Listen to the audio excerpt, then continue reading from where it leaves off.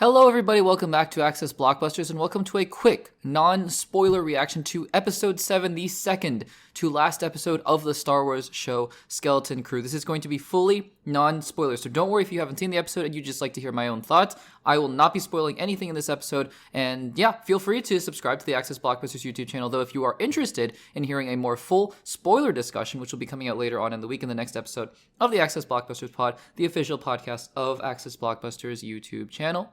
But until then, guys, let's talk about episode 7 of Skeleton Crew. Guys, this show has been awesome. And this is what I said going into episode 7. And I know it's kind of unfair for me to put these kinds of lofty expectations on an episode 7 of a Star Wars show. Like, no show is ever made or broken by a single episode. But what I said was this.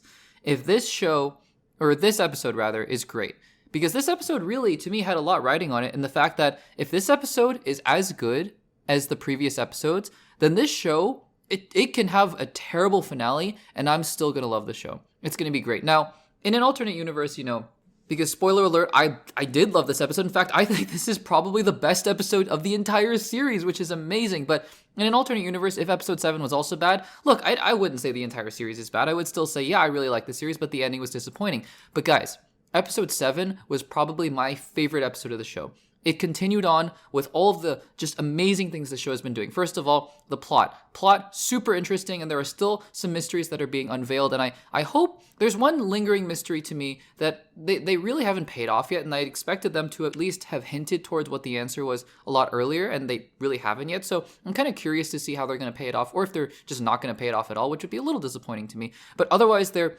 solving mysteries at a good pace. They're still leaving some unanswered. There's still a couple really big questions that we have entering the finale that I have no doubt will be answered. And again, there's one that I have some doubts that will be answered, but we'll see about that. The characters, the kids are so good. They continue to be so good. I'm not even kidding, I was so surprised. There were a couple moments in this episode where I got a little emotional because I just couldn't believe it. I was watching these scenes and going, how did you make me care? How could you have made me care about these characters that I didn't even know about before? They were just kids, And then you started out episode 1 of the show, and these kids endeared themselves to me so quickly. I love all 4 of them, and yeah, I mean, we get some development from them, we get some development from Jod, and we get to see some other characters as well. This episode was so great, and there was one moment in this show I gasped out loud, and not because necessarily what happened was crazy surprising. It's not like the most unexpected thing that ever happened, but just the execution of it, the way that it happened, and my investment in what these characters were going through and what was happening, I gasped out loud. I was like, no, that's crazy. And